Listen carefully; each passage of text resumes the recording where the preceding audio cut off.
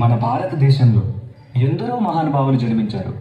అందులో భీమ్రావ్ రామ్జీ అంబేద్కర్ గారు 14 ఏప్రిల్ 1891లో జన్మించారు. ఆ వ్యక్తి ఎన్నో మార్పులు, ఇంకెన్నెన్నో ఆశయాలతో తన జీవితాన్ని మనకు అంకితం చేశారు.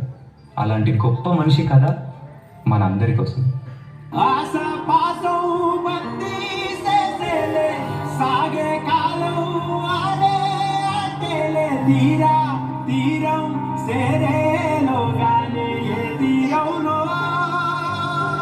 నమస్కారం మాస్టారు.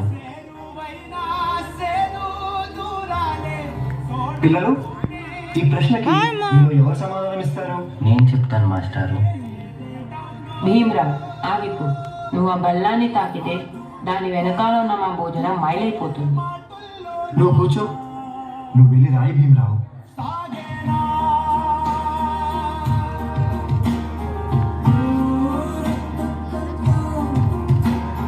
జీవితంలో నువ్వు చాలా గొప్పవాడి అవుతావు భీమరావు.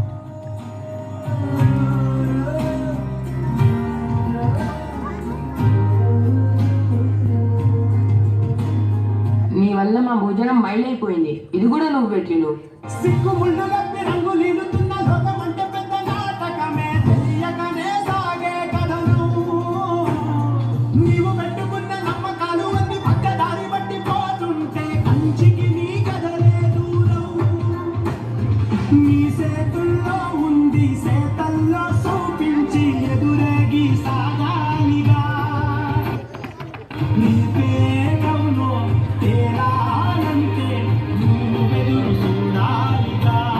చాలా దాహంగా ఉంది.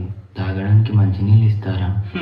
నీలాంటి వాళ్ళకి అదిగో ఆ మురికి నీళ్ళే, వెళ్ళి తాగో.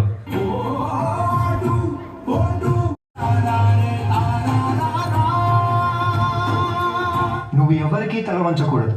నీ చదువు నీ మార్గం కావాలి. విజ్ఞానమే నీ ధనం కావాలి. నీ వాళ్ళ కోసం నువ్వు ఒక దీపంలా నిలవాలి. నీ కృషి, పట్టుదల, దీక్ష మన భారతానికి రాజ్యాంగం కావాలి. ఇప్పటి నుంచి నీ ఇంటి పేరు నా ఇంటి పేరు అవ్వాలి. అందరూ నిన్ను అంబేద్కర్ అని పిలవాలి. సరేనా భీమరావ్?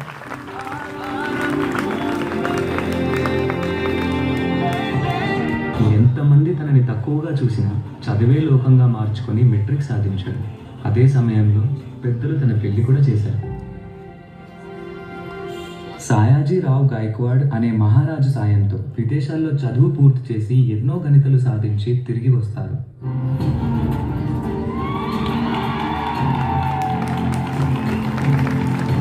బాబా, ఎన్ని సంవత్సరాలు గడిచినా ఈ పెద్దలు మారలేదు, మా బ్రతుకులు మారలేదు. ఎలాగైనా మా తలరాత్రులు మార్చే దేవుడివి నువ్వే కావాలి బాబా.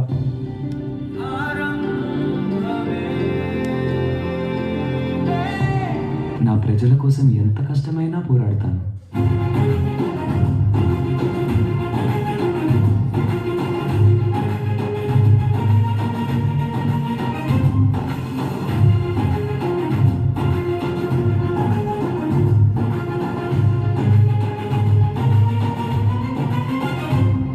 భారత రాజ్యాంగం యొక్క మూసాయుత కమిటీ అధ్యక్షుడిగా మిమ్మల్ని ఎన్నుకోవడం మాకు చాలా సంతోషంగా ఉంది. ఇన్నేళ్లకి నా ప్రజలకి, నా దేశానికి సేవ చేసే సమయం వచ్చింది.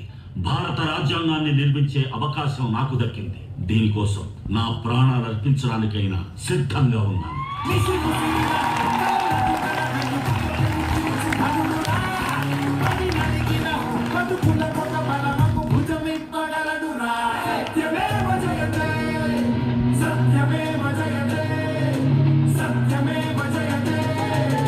అంబేద్కర్ని ఒక ప్రాంతానికో, ఒక కులానికో, ఒక మతానికో పరిమితం చేయలేము. ఎందుకంటే ప్రతి భారతీయుడి గుండెపై చెరగని ముద్ర వేసిన మహనీయుడు ఆయన. అందరి కలలు కన్నది ఆయన కలం. బడుగుల కోసం ధ్వనించింది ఆయన గళం. భారతదేశంలో రాజ్యాంగం ఉన్నంత వరకు ఆయన మన మధ్య బతికే ఉంటాడు.